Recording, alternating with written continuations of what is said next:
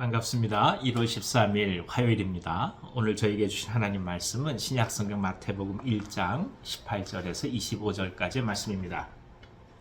마태복음 1장 18절에서 25절까지의 말씀을 읽어드리겠습니다. 예수 그리스도의 나심은 이러하니라. 그의 어머니 마리아가 요셉과 약혼하고 동거하기 전에 성령으로 잉태된 것이 나타났더니 그의 남편 요셉은 의로운 사람이라 그를 드러내지 아니하고 가만히 끊고자 하여 이 일을 생각할 때에 주의 사자가 현몽하여 이르되 다윗의 자손 요셉아 네 아내 마리아 데려오기를 무서워하지 말라. 그에게 잉태된 자는 성령으로 된 것이라. 아들을 낳으리니 이름을 예수라 하라. 이는 그가 자기 백성을 그들의 죄에서 구원할 자이심이라 하니라. 이 모든 일이 된 것은 주께서 선지자로 하신 말씀을 이루려 하심이니 이르시되 보라 처녀가 잉태하여 아들을 낳을 것이요 그의 이름은 임마누엘이라 하리라 하셨으니 이를 번역한즉 하나님이 우리와 함께 계시다 함이라. 요셉이 잠에서 깨어 일어나 주의 사자의 분부대로 행하여 그의 아내를 데려왔으나 아들을 낳기까지 동침하지 아니하더니 나음의 이름을 예수라 하니라. 아멘. 아멘. 마리아의 임신 사실은 요셉과 동거하기 전에 이루어진 일이었습니다. 만약 이 일이 알려지게 되면 마리아의 목숨은 굉장히 위태로울 수밖에 없었죠. 요셉은 이 사건에 대해서 이것이 옳으냐 그르냐 정당성의 문제보다도 먼저 마리아의 생명을 염려하기 시작합니다. 그래서 사람들에게 드러내지 않고 가만히 이 관계를 끊고자 하였던 것입니다.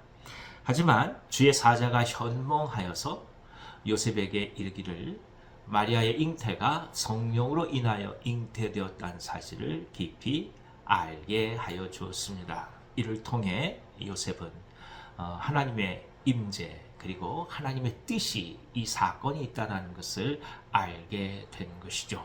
그리고 요셉은 이 명령에 순종하여 두려워하지 않고 마리아를 집으로 데려오게 됩니다. 우리는 이 사건을 통해서 하나님의 사람들 그리고 하나님의 일꾼들이 걸어가는 삶의 태도가 무엇인지를 또 한번 깊이 깨닫게 됩니다. 바로 하나님의 사람들의 특징은 하나님의 뜻을 행하고자 한다는 것입니다. 판단도 다르고 생각도 다르고 율법에서 정하는 것이라 하여 그 마음이 흔들릴 수 있음에도 불구하고 하나님께서 그렇게 말씀하시고 명령하셨으니 그 말씀을 따르겠다는 간절한 믿음과 그리고 흔들리지 않는 고백이 있었던 것이죠. 그래서 요셉을 가리켜 오늘 성경은 한마디로 정의합니다. 그는 의로운 사람이다. 우린 이 말씀이 우리에게 주는 중요한 의미를 깨닫게 됩니다. 하나님의 뜻을 행하러 나갈 때에는 어려운 일도 당할 수가 있고 심지어 목숨의 위협을 겪기도 합니다. 어느 경우에는 평판과 비난까지도 견뎌야만 되는 상황이 존재할 수도 있습니다. 그럼에도 불구하고 이 상황이 있음에도 불구하고 하나님께서 말씀하셨으니 하나님의 성령으로 이루어진 일이니 이 고백에 대하여 책임을 지고 한 걸음 한 걸음 나아가는 믿음의 태도를 보인다는 것입니다. 이것이 바로 하나님의 사람들의 뜻인 것이죠. 오늘 우리가 겪어갈 일들이 있습니다. 우리가 순종하며 감당할 일이 있습니다. 우리는 알죠. 이것이 순종할 일인지 또 감당할 일인지. 하지만 두려움이 들 때도 있을 것입니다.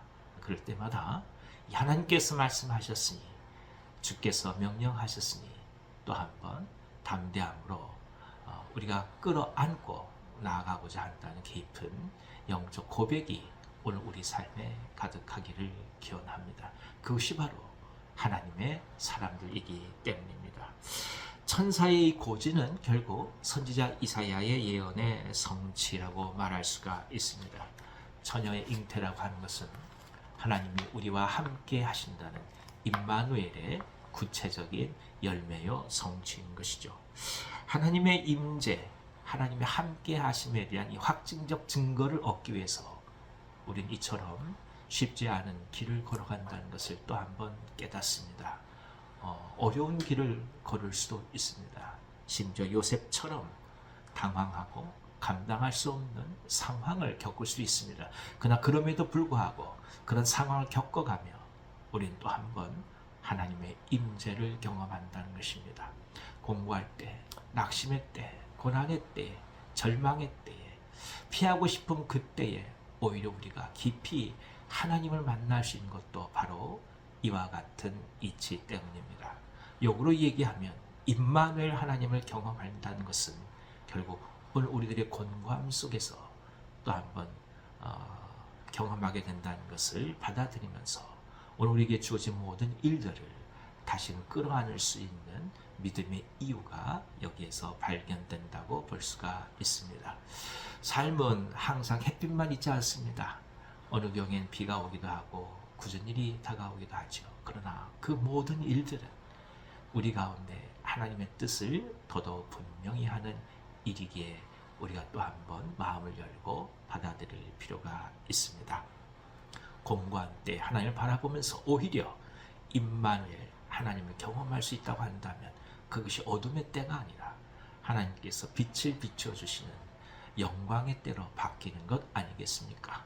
그 믿음으로 오늘을 살아가는 것입니다. 우리가 오늘 하나님의 뜻을 신뢰하면서 나아가는 이유가 어디에 있을까요? 그리고 오늘 하나님은 우리에게 무엇을 말씀하고 계실까요?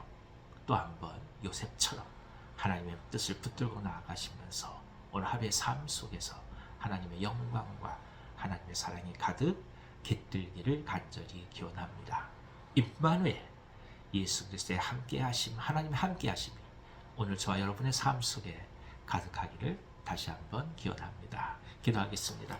하나님 아버지, 예수님의 오심이 우리 가운데 어떤 의미인지 또 한번 알게 하시니 감사합니다. 요셉이 겪었을 황망함을 넘어서서 그가 믿음으로 고백하며 그 모든 일을 선택했던 것을 바라보면서 또 한번 우리가 오늘 걸어가야 될 삶의 태도를 배우게 하시니 감사드립니다. 하나님의 뜻을 이루어가는 사람들로서 하나님의 뜻이 무엇인지, 말씀이 무엇인지 그 말씀을 따라가도록 역사하여 주시고 주의 모든 상황과 여건을 바라보면서 우리의 삶을 결정하는 것이 아니라 하나님께서 무엇을 말씀하시는지, 오늘 우리에게 주시는 소명이 무엇인지를 바라보면서 차근차근 담대하게 우리 앞에 길을 걸어갈 수 있도록 역사하여 주시옵소서. 질병으로 아파하는 종들 함께하여 주시고 하나님의 은혜를 더하여 주시고 회복이 있게 하여 주옵소서. 하루를 맡기며 갑니다.